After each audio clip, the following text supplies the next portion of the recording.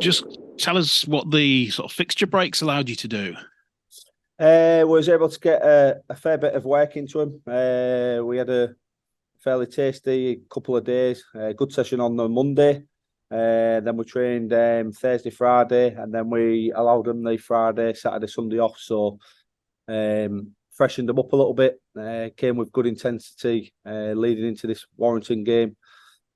Some guys, had some niggles, so they didn't participate in some of the tougher sessions due to shoulders and age and Achilles and all that sort of stuff. So it's just allowed us to get a little bit of extra recovery and work from a rehab point of view into one or two boys, and then the guys who need a little bit of extra work on the training field, they got it. So yeah, it's been a beneficial like I say, 10 days. What sort of selection issues have you been pondering ahead of this game? Yeah, just outside backs. There's obviously been a little bit of a challenge. Greg Eden unfortunately brought down on Tuesday.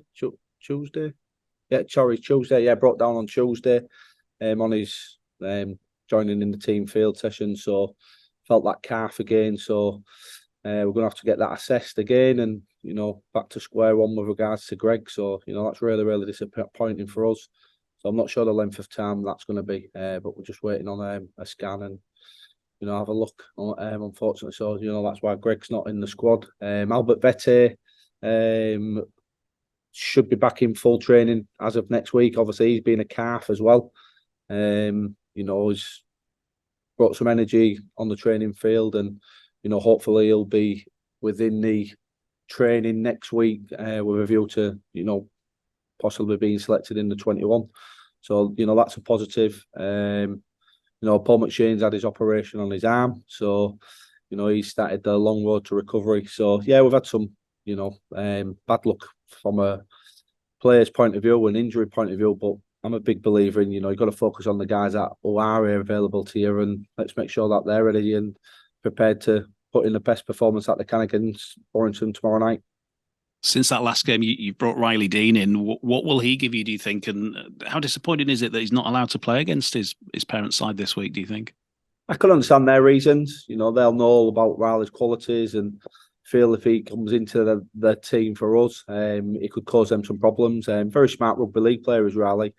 Been really impressed with his rugby IQ.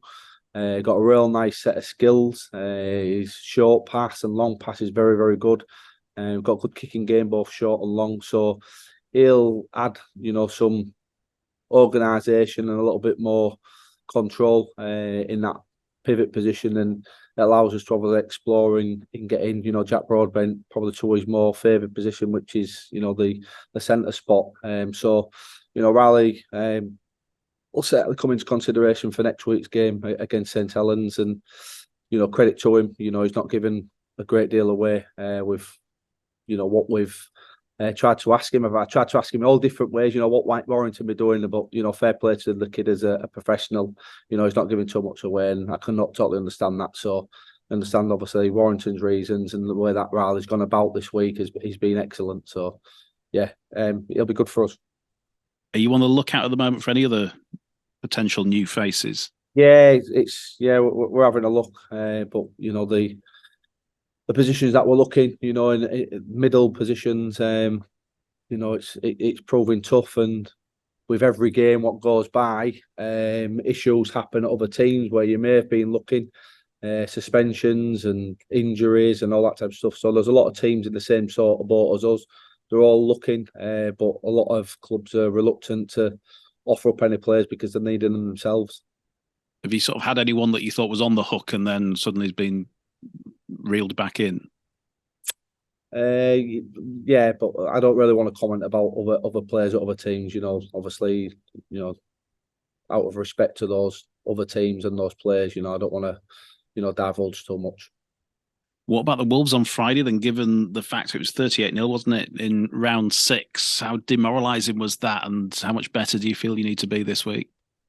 Yeah, that was a tough night. Warrington were absolutely flying. Everyone's obviously aware of how good they started the season. I'd probably go as far to say that was probably their best performance of the season against us. It was outstanding. And credit to them. They played exceptionally well that evening. But we've just got to focus on ourselves this Friday. They are going to be at their best. They had a disappointing performance against Wigan in the Challenge Cup quarter final.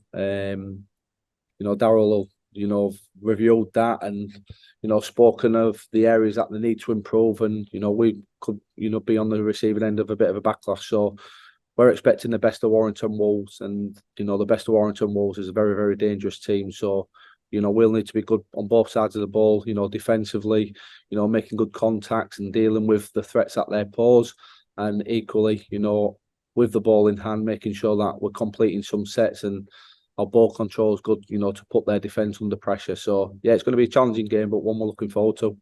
A few quick ones from me. Scott Morrell played reserves, didn't he, a few weeks back? Are you at a point where he's closing in on being a first team possibility? No.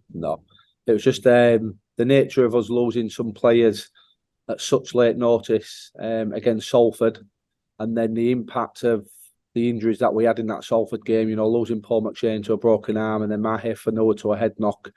It just meant we had to very, very quickly, fill a spot in the reserves the following day. So, Scott's obviously carried on training, experienced footballer, and, just did a job at short notice for the benefit of obviously the team and the club, and did a good job. Showed his experience, how strong his communication skills are, and the voice that he's got. And the boys enjoyed obviously playing alongside him, but it's not something that we'd be looking to do moving forward. How did he get on? Yeah, he did really, really well. Played slow, but that's Scott. He's mastered the art of tempo. But, he's a very, very good footballer, is Scott. He's been an outstanding player in Super League and an outstanding player in the Championship, and, knows the game very, very well, and just shows that experience to full effect, obviously, in the reserve grade. So, there'll have been, plenty of players who played alongside him, have had a real good insight into, what a strong communicator and a footballing half-back, stroke loose forward, can do in a team. So it was good experience for Scott to be out there and get a feel for what junior players are needing, and it's certainly beneficial to the younger boys to be playing alongside someone like Scott who's got such good experience. Obviously, since the last time you played, Wakefield have got up and running. How important is it that you don't look down and over your shoulder and focus on the controllables that you can control? Yeah, it's very, very important. We need to make sure that we're putting our best performances together on the field, both from a training point of view and from a performance point of view. Practice this week, there's been a good energy, and the content of the sessions has been good. The guys have really, really bought into, what we're looking to do. It's all about executing on game day. We're going to have to be good because Warrington are a very, very good team. So we need to be at our best, and hopefully we have a good performance. If we get a good performance, gives yourselves a chance of getting a good result, and if we get a good result, that's fantastic for us. With regards to Wakefield, we can't really look too much at them. We've just got to look at what we're doing.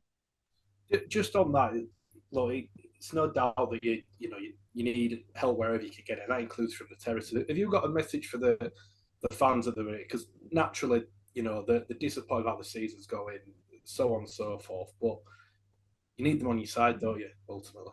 Yeah, 100%.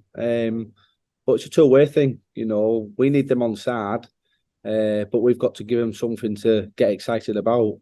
Performances like Leeds, and to an extent, aspects of the performance against Salford, they will get behind. I think there was quite sympathetic towards obviously the frustrations and the adversity they were faced against Salford. You're playing against a team that was full of confidence, with their best available players afforded to them. And, unfortunately, we had a fairly depleted team.